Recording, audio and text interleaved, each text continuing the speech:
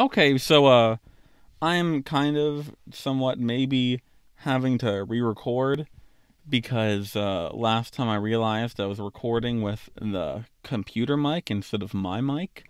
So luckily I didn't get too far in, only like 3.5 minutes, so it shouldn't be a big deal. But it's still frustrating. Anyways, welcome to Kino's Jump Journeys, episode 4. Uh, Crazy stuff this week. Most of it was pretty good, and only a few of the chapters were stinkers at all, so awesome stuff. Speaking of said stinkers, let's try to get them out of the way as soon as possible, hopping right into Witch Watch Chapter 77 out of 4 out of 10. Sorry for all you Witch Watch fans out there, but this one was a stinker. Just a bunch of bad bread-based puns, team. Really sad. You hate to see it. Nothing interesting or fun. I'm really sad about the state of Witch Watch. I was hoping it could be a fun and cute series with a nice plot, but we've been trapped in nothing but gag chapters, and not even good ones. If it was a good slice of life, I could be happy, but as it is, it's just bad. Up next, we have Tokyo Demon Bride Story, Chapter 3 out of 5 out of 10. So, I don't know, they chase the guy who was obviously a monster and beat him, and then return the bag. The lady talks about how Genta is cool and a nice dude and just really the best guy ever, totally. And then after Genta says some nice stuff to the demon girl, she's even more convinced that she's in love, which is whatever. And now it seems like the plan is to have them hunt down these guys every week in a kind of monster of the week type scenario, but I could have told you that. That's better than the alternative, you know, where it's just dumb, poorly done romance stuff every week. But, it's still going to be that, and it's not going to do the monster of the week stuff good either, so bad stuff all around. But, who cares? I'm not really invested anyway, and I never will be, so regardless of the content, I'm going to be suffering. Speaking of suffering, Elusive Samurai, Chapter 8, Chapter 78, pardon my slip of the tongue, at an upper 5 out of 10. So, more stuff happens, fighting and whatnot. We see how wacky these guys are, one being an incel and the other liking big swords. I don't really care. I'm tired. Please stop. Tokiyuki he's making this guy mad, which is cool, I guess. Taunting him, making him want to be angry. Remember when all this was, good and enjoyable and fun, and we were having a good time? Anyway, Roboco, Chapter 105 at a lower 6 out of 10. Mostly a boring chapter. Roboco is training because she wants to be strong again because of the bad guys showing up and beating her a few chapters ago. So she's in the forest doing a Dragon Ball with the big rock and whatnot. And some chicken finger, literally, shows up to help her train. And she eventually manages to beat him, which I suppose was a trial, so, good for her. I do kind of find the absurdity of the whole situation to be pretty funny, a chicken finger guy with arms and legs showing up and being all mentor-y, and Roboco not finding that weird at all, just going with it. That's funny in a way. At least funny enough to make me not hate this chapter. And that's always an uphill battle for Roboco. So, good job, Roboco. Following that, we have Black Clover, Chapter 338, and an upper 6 out of 10. Good enough for what it's worth. Apparently in Japan, the country isn't run by who is just the strongest, which is a much better way to run things, although I'm sure it's still some kind of monarchy situation, so not the best. But hey, I'll take what I can get. We also learned that little girl who follows the shogun around is actually Yami's younger sister, who hates Asta pretty much as I do. So cool stuff. Can't wait to see how that works out. That's really all I have to say about that. So up next we have Super Smartphone Chapter 19 at a lower 7 out of 10. This chapter was really just about solidifying the team up, as well as showing off the real antagonists who seem to be behind the creation of the phones and the points and whatnot. This is pretty much a definite death flag, which isn't really surprising. Showing your two main antagonists, or who seem to be the main antagonists, and the people who are behind the mystery, which the story seemed like it was going to build up to, but I guess now we just know. Yeah, that's a definite death flag. And also, they just look lame. Some short guy and a big girl, not cool. This also seems to make they also seem to have the ability to make phones explode, which is weird. They're probably aliens, or actually my guess would be cyborgs, something like that. I don't know. I've really lost interest by now, so no big deal. Now we have Mashle, chapter 124 at a 7 out of 10. A fun chapter with a jester man, so already winning me over. The main idea of this chapter is about rules and how they are integral to society. Order, whose name I am now thinking might be a pun on the word order. If that was obvious to all of you, I'm sorry for being stupid, I guess, but whatever. He basically says, yeah, do whatever you want, since it's human nature to be free and all that, but we need order, so if you break the rules with your freedom, you'll have to suffer the consequences, which is, I don't know, a pretty logical way to look at it. Not much more to comment on. The action was cool enough, and I am loving this jester guy, so let's see where it goes. My Hero Academia, chapter 366 at a 7 out of 10, or an upper 7 out of 10 if you care enough to know the exact score. This chapter was actually pretty nice. We get to see a new form for Shigaraki, which is appropriately freaky and cool with all this hand business going on. Mirio takes the stage for a hot minute, seeing that he truly stands no chance against Shiggy, and he's freaking out. He needs to distract him for 2 seconds, which seems impossible, only for him to decide to be a silly buttman to make Shigaraki get distracted. Which, yes, technically does tie into his character, but it's still stupid. Shiggy does seem to laugh slightly, which is in and of itself kind of funny, and I don't know, it was cute seeing Shiggy chuckle, because that's really something we've never seen him do before, and I don't know, it's cool. I don't know, I think it was cool, even if the reason why he did it was awful and horrible and lame. Then we get a really cool arrival for Deku. He kind of zips down with his black whip, and from some jet people who I assume are connected to, that girl whose name I'm forgetting right now. But they lock eyes, and then the chapter ends. And this is the stuff we've all been waiting for. So, oh, God. Sorry for yawning. My Hero just makes me so bored these days. No, I'm kidding. This fight's gonna be really cool, I bet.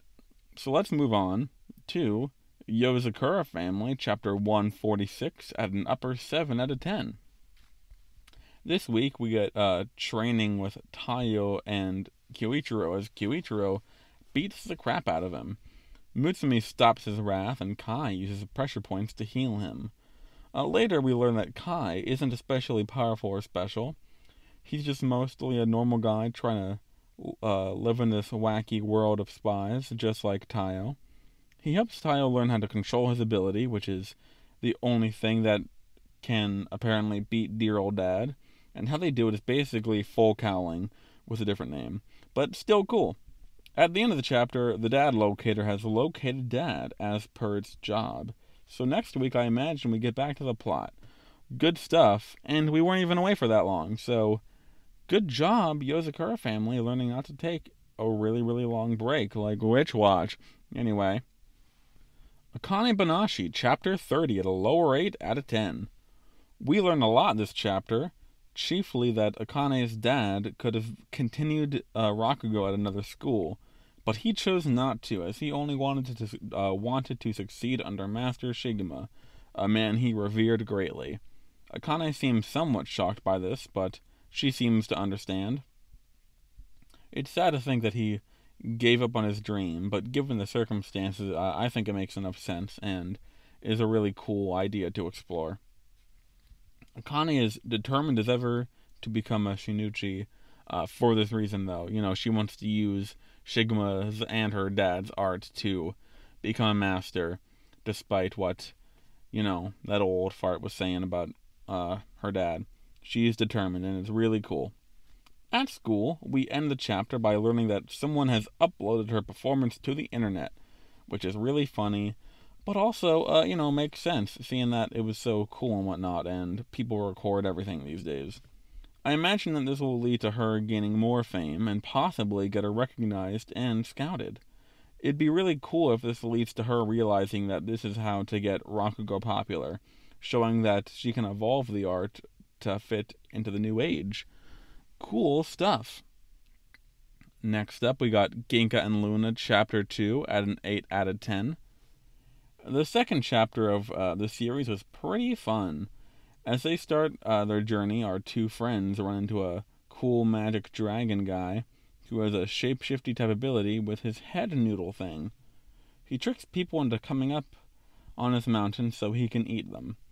Luna says that's lame and that he should be cool instead. Then Ginka kills him. We see a bread man whose business was hurt by that dragon, and he's happy it's gone. Apparently that dragon fellow had a piece of Ginka's body, and Ginka wants to collect them all, which gives our story slightly more direction, which is fun. I wonder if next chapter will give us even more direction, Are we gonna learn more about our journey, or are we gonna eventually lead into some kind of mini arc, like One Piece would, I wonder if we're gonna enter that kind of formula, because it's a pretty successful one, and if it can get interesting soon enough and give us cool character interactions and cool set pieces, maybe Ginka and Luna actually stands a chance of surviving Jump. Anyone can hope for greatness, even though, I don't know, I've been beaten down enough where I can only hope so much. But I am holding out hope as best I can for Ginka and Luna because I do genuinely like it. Following that, we have Blue Box, Chapter 69, at an 8 out of 10. So lots to set up this chapter. So Ayame is bugging her sister about who Chinatsu likes, and to keep the secret, she says it's some basketball guy who's abroad right now. And when some basketball guy who happens to come back from being abroad the next day shows up, she assumes it's him. Very funny, haha, and all that. Ayame also finds out that Hina likes Taiki because she's super obvious about it, and pretty much everyone knows at this point, and she swears to help those two get together, though Hina does not seem super hyped about the whole situation. Finally, Chinatsu tries to use a nickname for Taiki, which gets him all flustered, and Chinatsu basically asks him to be more casual with her, calling her Chinatsu instead of Chinatsu-senpai. Dropping honorifics being a sign of familiarity in Japan. It's a whole cultural thing that I feel like at this point most readers of manga should know. So, I don't know. Cool stuff. I like it. It's definitely a sign that Chinatsu is really trying to get closer to Taiki. I think after that talk with her friend, she's really starting to think more about Taiki and wanting to be with him and wanting to be friendly with him. And her coming back to live with him is the perfect opportunity. So, yeah, it's cool stuff. I'm glad Ayame is going to be playing matchmaker instead of actually being a love interest, because I think that's way more interesting than, her getting in the way of anyone. I mean, she technically is getting in the way, but in the form of inflaming the romance between Taiki and Hina and Chinatsu, she's kind of putting a pike in the wheel that way, which should be cool. Looking forward to it. Anyway, what was that cactus that Chinatsu had all about? Is that like a gift for him, or am I supposed to know what a cactus means? Is it like a cool thing that they share together? Is it like a cultural thing? I don't know. But the chapter definitely makes me think that the cactus is important, so let's see where that goes. Sakamoto Days, chapter 87 at an 8 out of 10. Both fights having concluded, we get a minute to wind down with the old lady teaching Shin, Akira, and Seiba how to improve their abilities, which hopefully will actually be applied to their fighting style in a way that we can recognizably and see visually. And I'm sure they will, because this mangaka is like really good at action, so it would make sense for him or her. I don't really know. Oh, goodness me! Look at all these yawns. I'm not gonna edit out. Anyways, yeah, I think it's gonna be cool. Also, we find out that Amane's grandpa, who himself, he is apparently the database that they've been talking about. It's not some computer file. It is actually him, because he has a super good eidetic super memory, which that's cool. We've been seeing him going around, so this seems to be how he's going to be important. It's cool. Amane then calls Slur and tells him that he'll shut down the security as long as they don't hurt anyone, because he does not know that his grandpa is the database, and neither do the bad guys, I'm pretty sure. So they're still going to try to destroy some computer by bombing the school. I don't know. He makes them promise not to hurt any teachers or students, but both because the grandpa is he's a janitor, not a teacher, which maybe that's a loophole they use now that I think about it. Oh, we didn't hurt any teacher or student, we only hurt the janitor. And it's oh man, that's how dare you. But also, I don't know how they would know. Also, just in general, they're definitely lying, because why would they keep their promise to some little snot-nosed brat? Whatever. We end the chapter with the security going down. So while we've been at the school for a little while, it does seem like we're actually going to ramp things up again, getting more plot and action soon. And with the school definitely about to be destroyed, or at least mostly destroyed, it looks like we're going to be moving on to bigger and greater things. So, get excited. Up next, we have PPPPPP at chapter 49 at an 8 out of 10. Really cool visuals this chapter, with the old Lucky, the old original Lucky confronting our Lucky. Apparently Lucky has some kind of split personality dealy going on, with the original Lucky being locked away.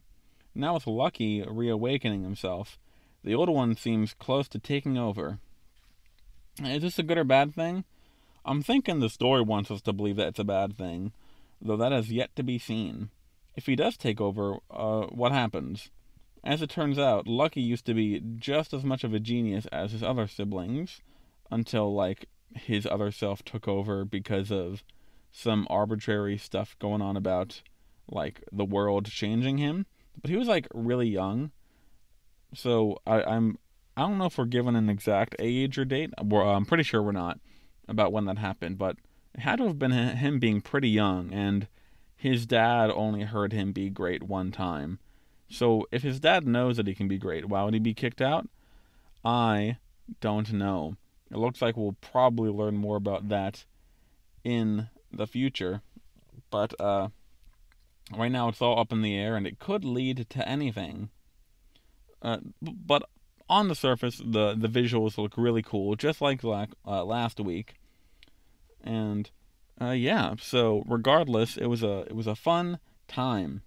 Let's talk about High School Family, chapter 102, with an 8 out of 10. Lots of 8s this week. I feel like 8 is a number I default to a lot for series that aren't quite 9s but are really enjoyable in general. 8's probably the score I've given out the most, all things considered. If not, numbers in the 7s are also really up there. Anyway, the speeches start this chapter, and to my surprise, though I don't know why, Haruka goes for the pathos route, using emotions to try to sway the crowd. In hindsight, I definitely should have seen that come in. Yeah, Kotaro is the one who tries to use logic and rationale, basically saying that Haruka is literally 9 and shouldn't be trusted with responsibility because she is 9, which that is a pretty good argument in my opinion.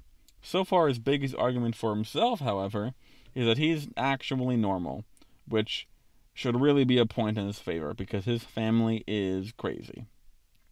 Next up, we get the supporter speeches with all of Haruka's friends coming up to support her, and even her boss says that she's better than Kotaro, which I suppose is fair. She does seem to be a really good and really hard worker, being so smart and whatnot. As a side note, now their parents know they've been working a job, which is something they've been trying to keep secret. And if that will do anything or mean anything, I don't know. Maybe the entire family will also start working at that place, which would be really funny. And I'd actually like to see a chapter like that, or maybe even them trying to all work there, which, would devolve into nonsense like these things often do. Anyways, things seem to be going Haruka's way, with the crowd seemingly in her favor. But next chapter we see what Kotaro has devised. Hopefully something good. Now we have Aliens Area, chapter 15, at an 8 out of 10. This chapter was a lot of bureaucracy, explaining why we can't just mobilize immediately. What it comes down to is needing to convince the other commanders that this is a serious threat that we need to act against. It seems like they're having trouble convincing them of the cause, most of them thinking the claims are unreliable. We even get Akine's alien boyfriend in, who is reluctant to help, but he wants to help for Akine's sake, which makes sense. When even that proves useless, Sharoku pulls up a list of A3 members found at Akine's place, with Tatsumi's parents' names on there, which is, whoa, that's crazy. It looks like his parents were in A3, which I do not believe is something we knew so far, but apparently they're the ones who actually implanted him with his power stuff, which is really cool.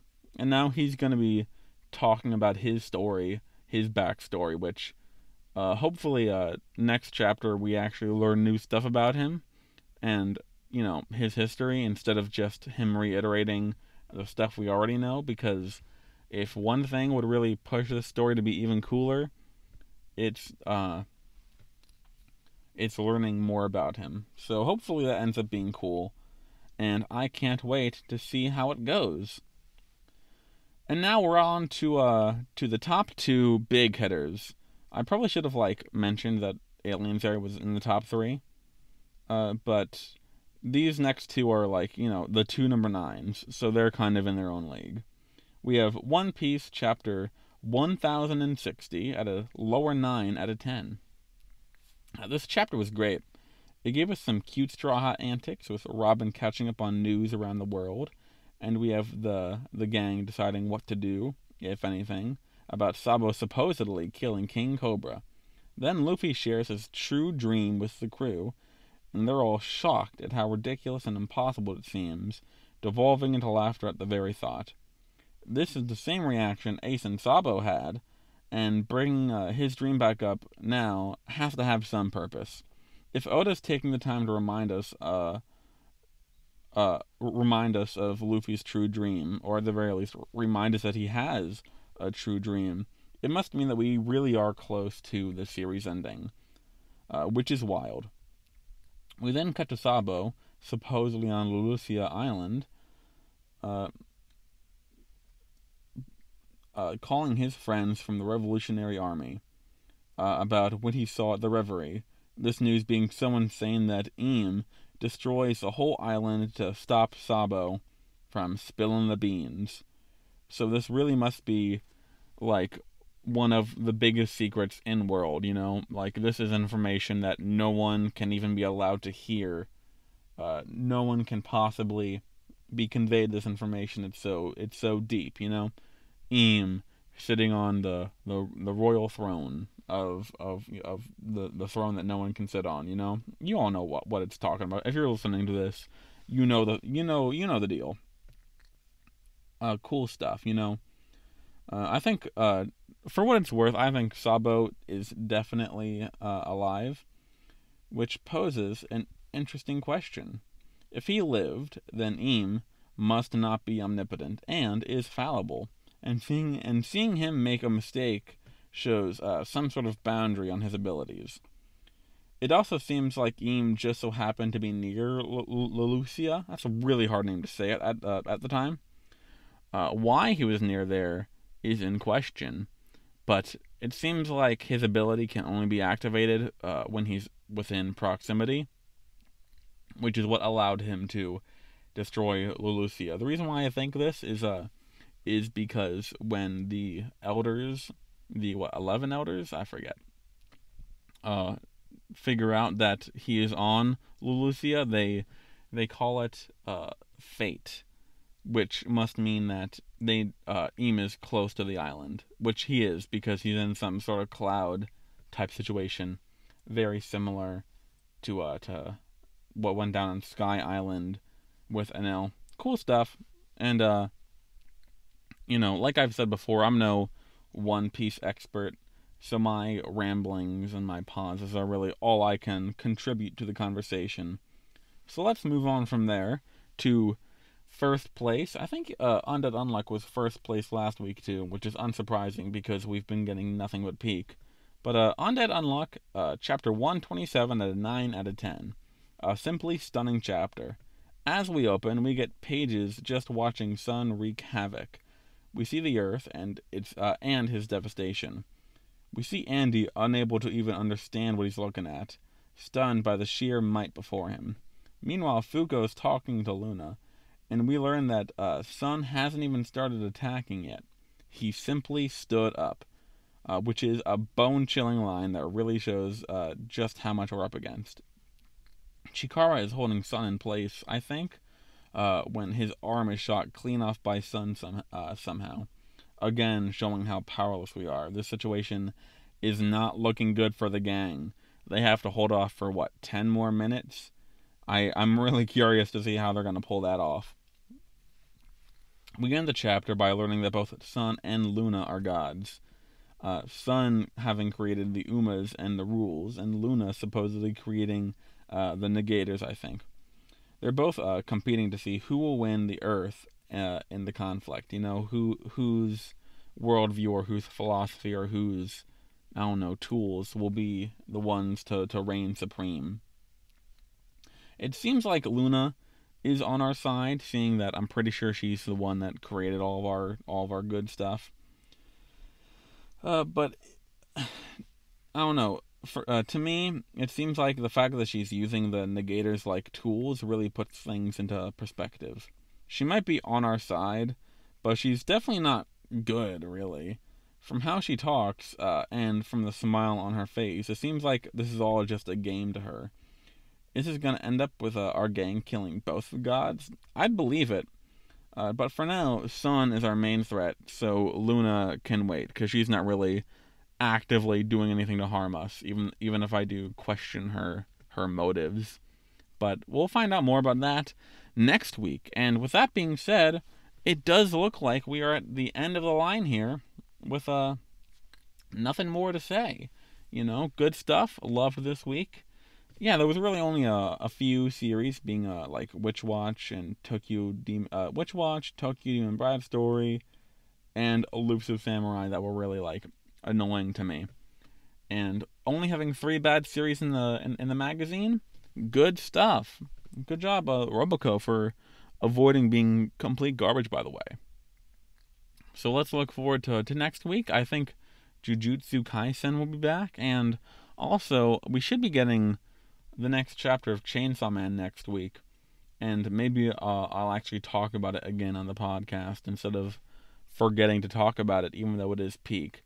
It having that upload schedule really is confusing to my tiny brain. I look forward to talking to all of y'all next week, and I hope you have a great night.